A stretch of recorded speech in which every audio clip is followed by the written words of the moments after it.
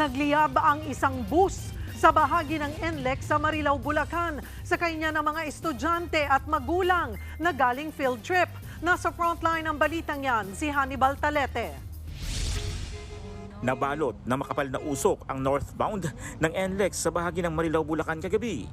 Nagliyab ang likurang bahagi ng isang bus. Ang kaibigan, may nasusunog dito sa NLEX. Sarado minsan ang papasok yung usok.